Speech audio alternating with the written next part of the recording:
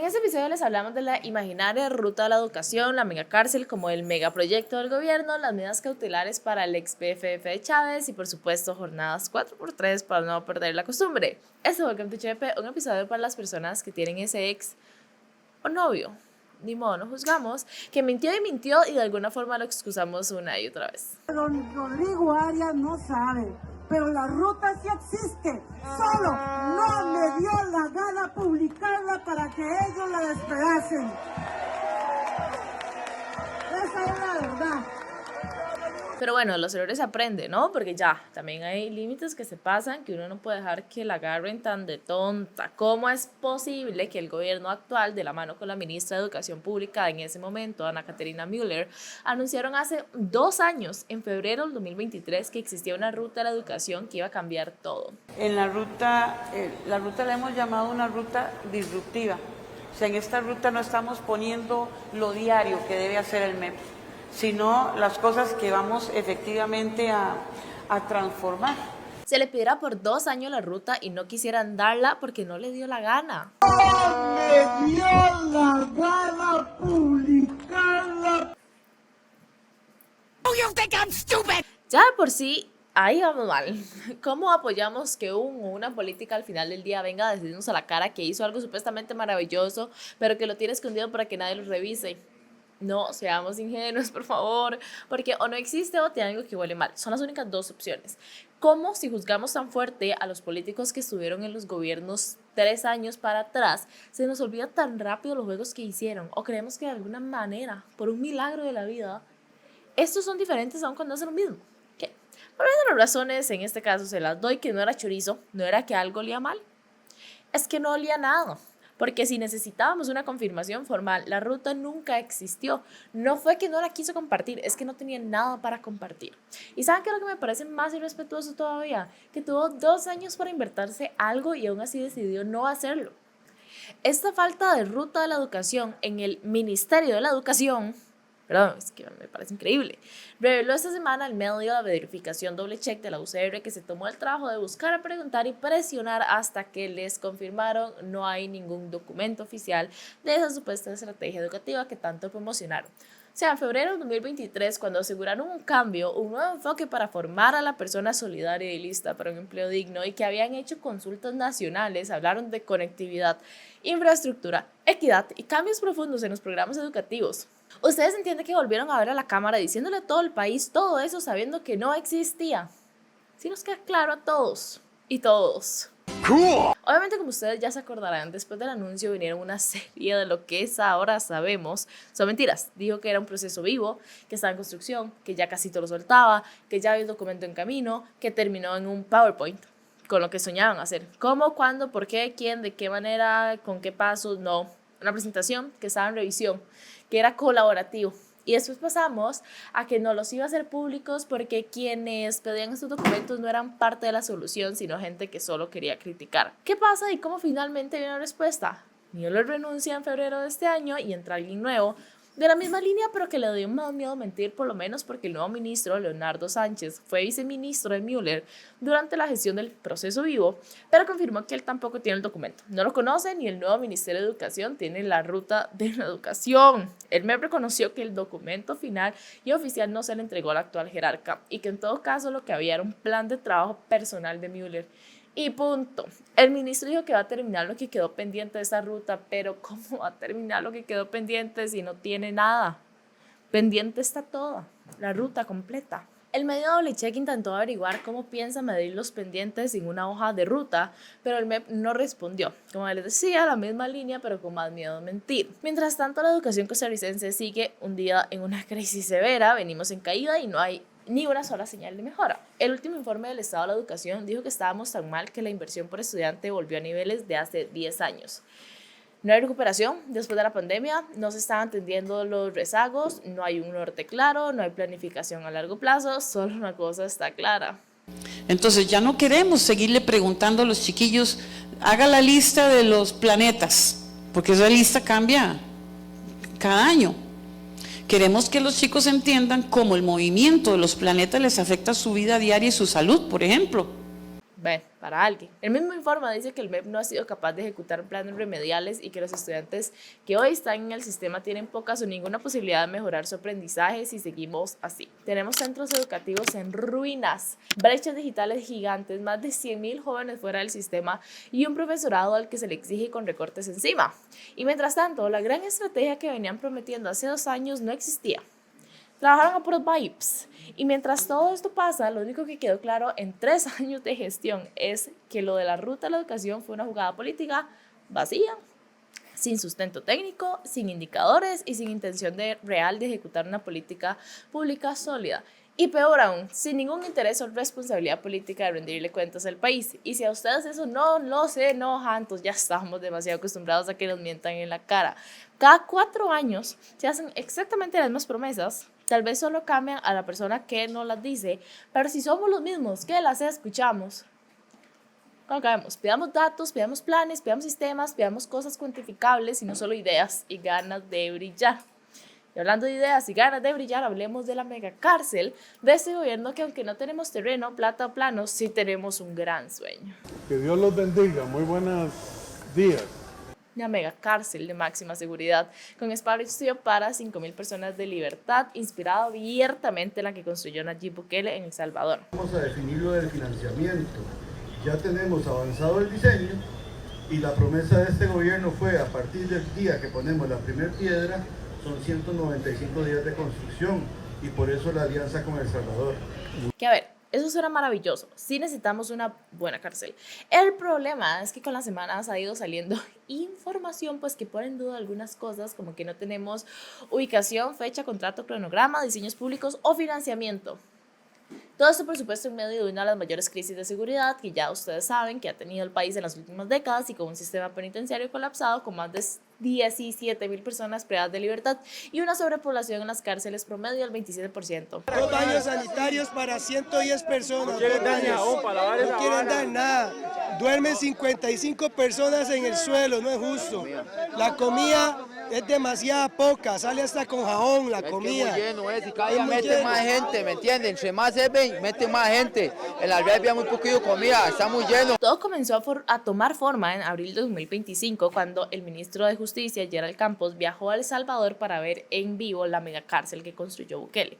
Campos volvió como después de una increíble primera cita y anunció que Costa Rica iba a hacer exactamente lo mismo y que estaba perdidamente enamorado del sistema básicamente. Después Chávez lo confirmó con bombos y platillos, dijo que era una obra urgente que no iba a permitir que los defensores de los criminales la detuvieran y que si era necesario la declararía de emergencia nacional para agilizar su construcción sin pasar por licitaciones públicas. Defensores de los criminales, por cierto, es la Contralora, el Poder Judicial y la Asamblea Legislativa. Si acaso. O la idea de una cárcel nueva viene de este gobierno bajo el liderazgo del señor presidente. La venimos trabajando desde el año pasado y agradecemos la intención del señor diputado. Creo que si unimos esfuerzos vamos a lograr mejores cosas, pero sí vamos en ese camino. Estamos en reuniones con el ministro de Hacienda para ver la ruta a seguir, pero lo cierto es que Costa Rica requiere ya una cárcel nueva. Hasta ahí el discurso ya sonaba extremo. Pero, ¿dónde se va a construir? No sé, no dicen. ¿Quién la va a construir? Tampoco. ¿Cuándo empieza? Pronto, dicen. Hay diseños, sí, pero no se enseñan porque es secreto de Estado. ¿Quién va a vigilar los 5,000 presos si ya no hay suficiente personal en las cárceles actuales? Que no hace falta más personal, ¿cómo se le ocurre? Responde el ministro. ¿Y de dónde van a sacar los 35 millones de dólares que dicen que cuesta? Con recursos propios, por supuesto. Y añadió que ya está todo listo por el Ministerio de Hacienda. Y ahí volvemos a la noticia de hoy. Esa semana el ministro de Hacienda, Noguia Acosta, desmintió públicamente a su compañerito de justicia. Dijo que nadie le ha solicitado ese dinero, que no ha visto planos, que no ha visto ningún detalle formal del proyecto y que por lo tanto es imposible que haya alguna certificación de fondos como afirmó Campos. Pero entonces, don Gerald, cuando le comunica a usted ese monto de los 35 millones, ¿bajo qué no me ha términos? comunicado el monto, eso es algo que él dijo a la prensa. No ha habido una nota específica pidiendo los recursos. El día que venga haremos el ejercicio. Él dijo que usted se lo certificó que había disponibilidad de los recursos. Mire, es imposible certificar eso. Fue una forma de decirlo. Lo que le dije es que desde el punto de vista del presupuesto de la República hay recursos para poder hacerle frente a la construcción de esa cárcel. favor, estamos hablando de encerrar a miles de personas en una cárcel que ni siquiera se ha dicho en qué finca del Estado se va a construir. El plan es exclusivamente una cárcel gigante sin sustento. Es una segunda ley Jaguar. Todo lo vemos, ¿sí? Algo que hay que hacer, algunas cosas, sin nada detrás que lo pongan como un plan real, pero es una nueva excusa en la que el sistema les va a fallar. Y va a ser culpa de alguien más. Sería como tuanis ver cosas en vez de planes. Digo, como que si tengan resultado, tal vez. Se me ocurre. Se me viene a la mente. Pero ya, saliendo de esos temas tan decepcionantes, pasemos a otro poco decepcionante también. Las últimas dos noticias son más que todo como actualizaciones. El caso de Pista Oscura y las jornadas 4x3 otra vez. Comencemos con Pista Oscura, el gran tema del que hablamos la semana pasada, en el que allanaron e incluso detuvieron a varios funcionarios involucrados en presuntas irregularidades en la adjudicación de una obra vial en Guanacaste bajo un régimen de emergencia, aun cuando el daño no había sido en esa emergencia. La cosa es que, según el informe preliminar del Ministerio Público, en junio del 2023, desde la Comisión de Emergencia, se pidió incluir el cantón de Liberia entre las zonas que habían sido supuestamente afectadas por las ondas tropicales 11 y 12 y por la tormenta Bonnie, y con esto poder aparentemente activar una excepción de la ley de emergencias que básicamente permite saltarse trámites normales, hacer los procesos de contratación más rápidos, saltarse la Contraloría y demás, porque pues supuestamente es por una emergencia, ¿verdad? Todo bien, es para poder arreglar las cosas más rápido, básicamente si fue parte de algo que pasó de un día para otro. El problema es que la Fiscalía dice que esa inclusión no estaba justificada técnicamente porque realmente la pista estaba dañada y necesitaba los arreglos desde antes que esto siquiera afectara. Pueden ir a ver el episodio completo si quieren toda la actualización. Esta semana, el juzgado penal dictó medidas cautelares para 3 de ellos, para Mauricio Batalla, el ex jerarca del CONAVI en su momento y después del MOP, Marcos Castillo, director de Aviación Civil, que es ingeniero fiscalizador de la Comisión Nacional de Emergencias. Las medidas van a estar por un año hasta el 19 de mayo y según el Poder Judicial buscan evitar que interfieran con el proceso mientras se lleva a cabo toda la investigación y demás procesos. A todos en general se les prohíbe comunicarse con los testigos del caso, ya sea directamente por terceros o por medios digitales, y se sumaron otras restricciones para cada uno. A Batalla, el exministro, le prohibieron entrar al MOP, Aviación Civil y a la Comisión Nacional de Emergencias. A Castillo, el de Aviación, no puede entrar a la sede central de la Dirección General de Aviación y no puede intervenir para nada en la licitación investigada o cualquier cosa de la unidad de infraestructura. Y en el caso de Villalobos, el ingeniero, él fue reubicado dentro de la comisión, pero igual no puede tener absolutamente nada que ver con esto. En cuanto a Alejandro Picado, presidente de la comisión, el juzgado dijo que no le iba a poner medidas, no sabemos por qué, pero ya el Ministerio Público presentó una apelación que ahora debe ser resuelto por el Tribunal Penal de Hacienda, a ver qué pasa con él.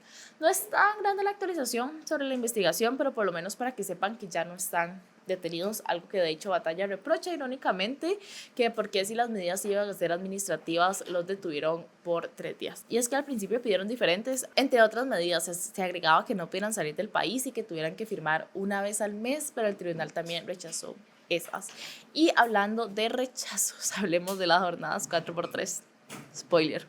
Durante la semana anterior, el debate sobre el proyecto de ley de jornadas excepcionales, demasiado conocido ya como 4x3 probablemente, se volvió a encender, después de que Rodrigo Chávez anunciara que iba a impulsar su aprobación por la vía rápida en el Congreso. Y por eso, el gobierno va a impulsar por la vía rápida el trámite del proyecto de leyes para las jornadas 4x3.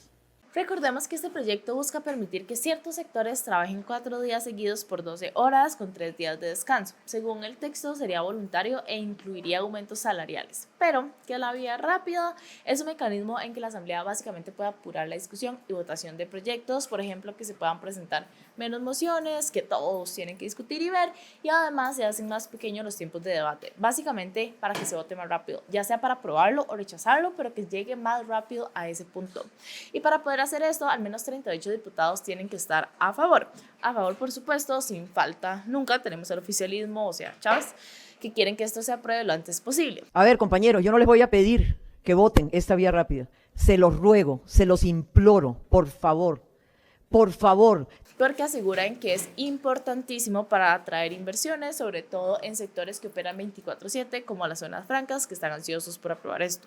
Vengo hoy a pedirles a los diputados que por favor nos aprueben una vía rápida para el proyecto de jornadas extraordinarias, que no es más que una nueva jornada, una nueva alternativa de jornada para que las empresas que necesitan trabajar 24 horas al día, 7 días a la semana, lo puedan hacer con toda la seguridad jurídica. También está el PUSC, el Partido Unidad Social Cristiana, el Partido Liberal Progresista y Nueva República. Son bastantes, sobre todo porque completamente en contra solo está el Frente Amplio, que siempre ha dicho que sería un sueño de opio que esas jornadas sean opcionales y que terminarían siendo obligatorias, sobre todo para poblaciones vulnerables. No tienen el chance de decir que no si realmente necesitan el trabajo. Es que este gobierno y el oficialismo sabe que en Costa Rica la voluntariedad no existe, sabe que la negociación del trabajador y trabajadora es escasa y termina imponiéndose por el patrón. Así que no me vengan con el cuento de que esto va a ser voluntario. ¿Quién va a garantizar que va a ser voluntario? ¿Qué pasa? Que justo en el centro queda el partido más importante de la Asamblea, porque es el que tiene 19 de los 57 totales de Acción Nacional, que finalmente terminó en que esta moción se rechazara. Pero de manera interesante, porque aunque su próximo candidato presidencial, Álvaro Ramos, por supuesto, se puso a la vía rápida, muchos votaron a favor. Vean, la moción terminó siendo rechazada con 19 votos en contra y 31 a favor. Pero, aparte de esos en contra fueron del Frente Amplio, por supuesto, pero también las independientes, que irónicamente pertenecían al PLP, una fracción que siempre ha apoyado este proyecto, así como Gloria Navas, exdiputada de Nueva República, fracción que también votó a favor. Lo que resulta en que únicamente 9 diputados verdiblancos votaran en contra y los otros 6 que estaban presentes votaron a favor, incluyendo Rodrigo Arias. De hecho, Arias, el presidente del Congreso, también te mandó una carta después pidiendo que se aprobara esta moción, según dice, porque la protección del empleo debe primar sobre posturas partidarias coyunturales. La protección del empleo debe primar sobre posturas partidarias coyunturales, además que recordó que el Partido de Liberación Nacional defendió decididamente esta propuesta durante la administración anterior como parte de una agenda de modernización y generación de empleo. Bueno, con esta moción rechazada, el proyecto va a tener que seguir el camino largo, enfrentando más de 190 mociones que ya están listas para discutirse. Según cálculos dentro del Congreso, esto podría retrasar cualquier votación real por lo menos un año. Sin embargo, no sabemos si esto será así, porque la diputada del PUSC, Daniela Rojas, dijo que presentará la moción de nuevo y seguirán insistiendo en esto, así que básicamente queda en manos del PLN decidir qué hacer y tal vez cambiar la moción de lado. No sé, ¿ustedes qué opinan de esto? Jornadas 4x3 es todo un tema, hay demasiada gente a favor y demasiada gente en contra, así que cuéntenme qué opinan ustedes. Pero ya terminó el episodio de hoy, yo sé que están muy tristes de tantas buenas noticias, perdón, pero bueno, espero que la hayan disfrutado, ya ustedes saben, relativamente bastante. Y nada, como siempre, nos vemos el próximo domingo por acá y nos vemos de lunes a viernes en todas nuestras redes sociales, boletín y podcast. Bye.